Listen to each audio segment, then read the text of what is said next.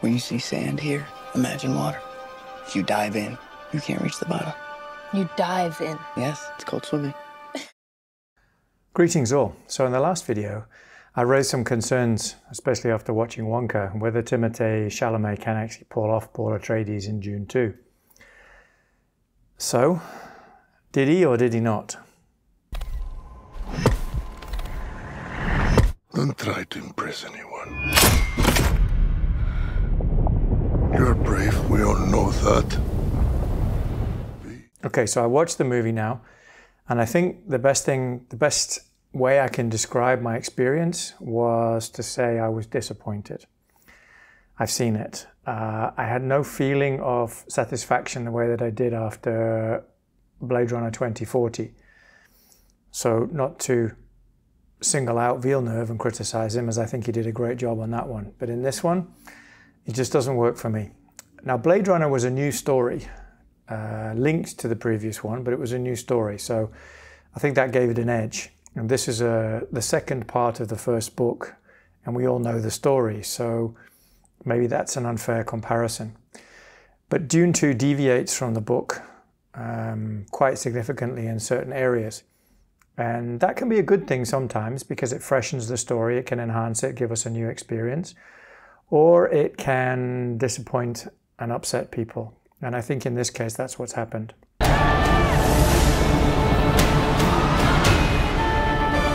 The mistake, I think, is to take the work of a genius novelist like Frank Herbert and then have somebody, Denis Villeneuve, who's not a novelist, who's not an expert, mess around with it and change the story. And I think, as we'll come back to a little bit later in this video, the issue is the story. And I think that was the mistake. Now, it's hard to pinpoint, but at some point, I think technical excellence overcame the story. So let's have a look at that story. It feels predictable, but to be fair, is that because we know the story from the book and a lot has been set up from the first half, and there was the David Lynch movie. The changes and the modifications didn't really have any effect. I felt like, why did you do that? It didn't enhance the story, didn't necessarily make it any worse, but didn't improve anything, so why? Particularly with regards to Paul Atreides, I got the impression, the feeling watching it was that, okay, I have these visions, I'm Paul Atreides, I have these visions that if I follow this path and become a messiah, billions of people are going to starve, so I mustn't do it. We gave them something to hope for. That's not hope! No, I've told you, I'm not going to go to the south because that's where all the lunatics are, the zealots. They're going to team up and they're going to support. No, I can't do that. Oh, all right then. Okay, I'll do it.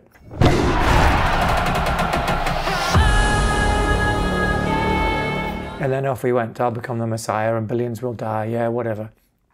It just didn't have any drama. I didn't feel any conflict in him. And he all too willingly surrendered to this destiny. So that just didn't work for me. He didn't care. He didn't seem to care, so neither did I. There were no, I didn't think of that, moments. There was nothing where Villeneuve did something creative where we thought like, oh, that's an interesting take, like, oh yeah. Or nuance that maybe he's picked up from the book and is presenting as this character is doing this because of that, perhaps, etc. And that was missing as well. There wasn't any of that. Even the moment when he reveals to Baron Harkonnen that he knows he's his grandfather is just kind of tossed away. It's lost without any drama, just one word. We can't really see Stellan Skarsgård's face. We can't really see the Baron's expression. It's just tossed away, wasted. And I mean, probably nothing is going to compare to Luke, I am your father, that moment in Star Wars. But it still seemed to me like it deserved more, and it was just tossed away. So let's look at the characters. The main one, Paul Atreides, Chalamet. Fail, sorry. Watchable, but unconvincing hero, weak, particularly the fight with Fade. Not only did I find myself thinking that he would probably lose that fight, as he nearly did, But I almost felt like I wanted him to. Well, actually I did. I wanted him to lose that fight. And his behavior was not convincing as a messiah, as a leader of people. He came across to me more like an actor on a stage, and the audience agrees that the people go up on the stage, they do the talking, and we sit there and we listen. We don't say anything most of the time. And that's how it felt to me. He didn't, everybody sat in the audience and went, oh yes, yes, he's the messiah. Oh yes, yes, he's right. I felt like people were just saying, just going along with whatever he was saying because he was on the stage, not compelling. Everybody just had to listen. So disappointed, just not credible. Then Zendaya, Chani, I didn't really like her, didn't go for her in the first one. And Chani's such a terrific character in the book. And Zendaya's just annoying. Yes, it's called swimming. I don't believe you. Not grounded, not realistic, asking too much from us. Like, I'm Zendaya, I'm amazing. Just, no, it doesn't work. She's play acting, not generous, not giving of herself.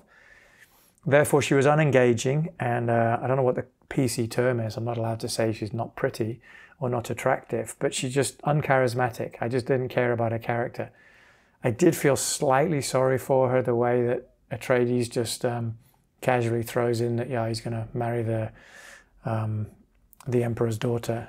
But by that stage, she just got so irritating and hadn't given me anything that I didn't really care. I felt like, well, what do you expect? This is all political, and you're a nobody. Similarly, the Emperor, Christopher Walken, I mean, one of my favorite actors, just wasted. Crappy lines, not a very inspiring character, humiliated, just, I don't know, I think just poor dialogue, and he was miscast. Gurney Halleck, Josh Brolin, fantastic character in the book, just became tertiary, just uninvolved. Even his moment of revenge on Raban was just rushed, just two-dimensional, not developed as a character. Again, Josh Brolin wasted in this one.